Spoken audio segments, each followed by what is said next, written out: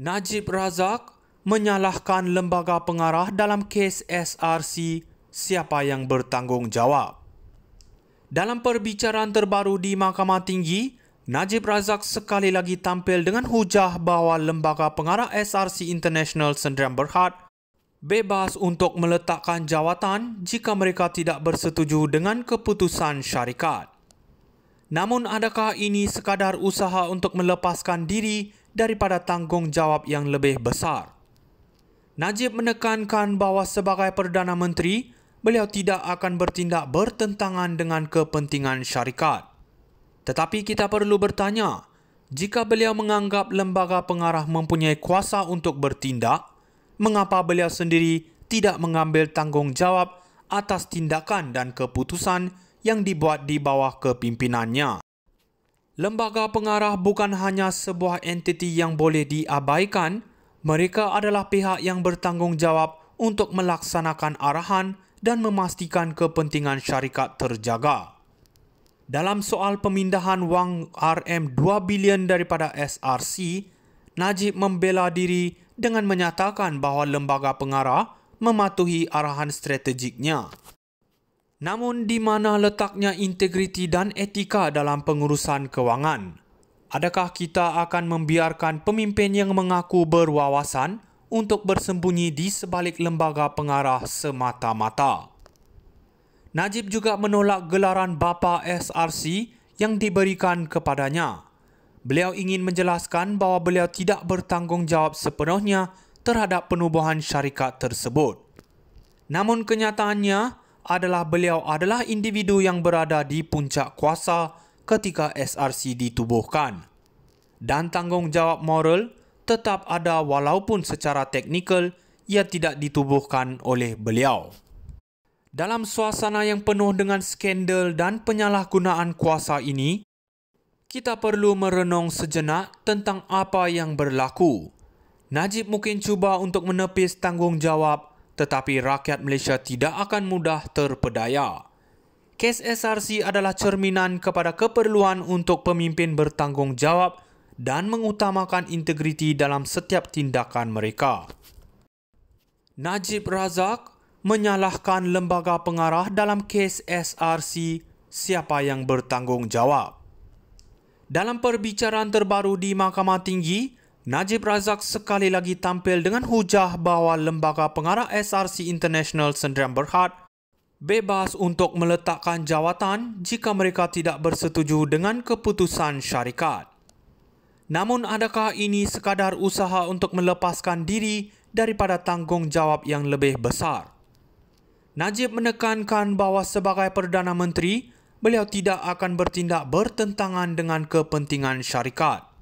Tetapi kita perlu bertanya, jika beliau menganggap lembaga pengarah mempunyai kuasa untuk bertindak, mengapa beliau sendiri tidak mengambil tanggungjawab atas tindakan dan keputusan yang dibuat di bawah kepimpinannya?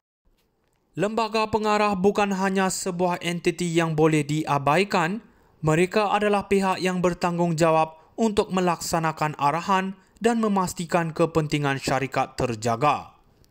Dalam soal pemindahan wang RM2 bilion daripada SRC, Najib membela diri dengan menyatakan bahawa lembaga pengarah mematuhi arahan strategiknya. Namun di mana letaknya integriti dan etika dalam pengurusan kewangan? Adakah kita akan membiarkan pemimpin yang mengaku berwawasan untuk bersembunyi di sebalik lembaga pengarah semata-mata? Najib juga menolak gelaran Bapa SRC yang diberikan kepadanya. Beliau ingin menjelaskan bahawa beliau tidak bertanggungjawab sepenuhnya terhadap penubuhan syarikat tersebut. Namun kenyataannya adalah beliau adalah individu yang berada di puncak kuasa ketika SRC ditubuhkan. Dan tanggungjawab moral tetap ada walaupun secara teknikal ia tidak ditubuhkan oleh beliau. Dalam suasana yang penuh dengan skandal dan penyalahgunaan kuasa ini, kita perlu merenung sejenak tentang apa yang berlaku. Najib mungkin cuba untuk menepis tanggungjawab, tetapi rakyat Malaysia tidak akan mudah terpedaya.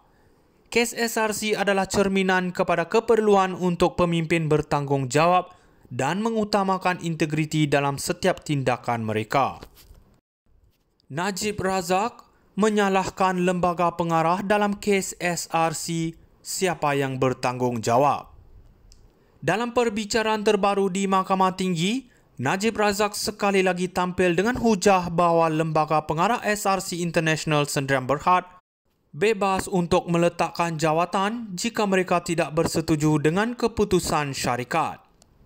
Namun adakah ini sekadar usaha untuk melepaskan diri daripada tanggungjawab yang lebih besar? Najib menekankan bahawa sebagai Perdana Menteri, beliau tidak akan bertindak bertentangan dengan kepentingan syarikat.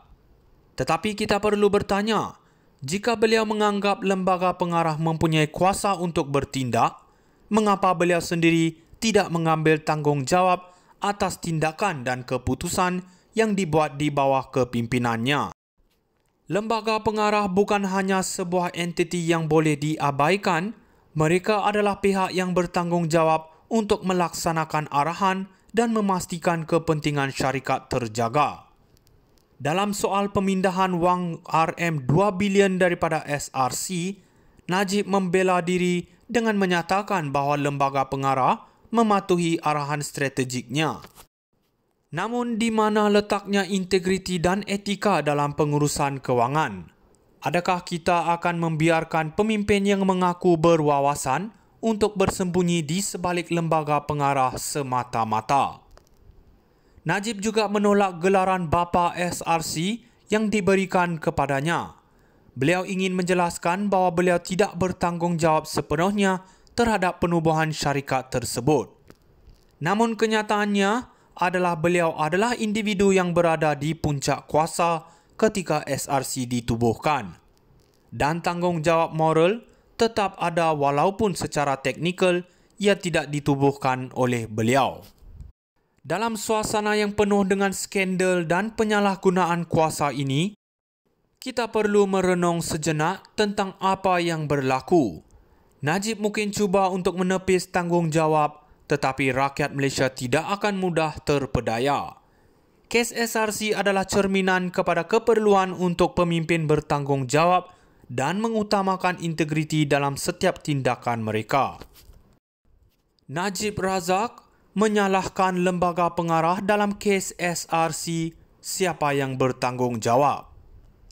Dalam perbicaraan terbaru di Mahkamah Tinggi,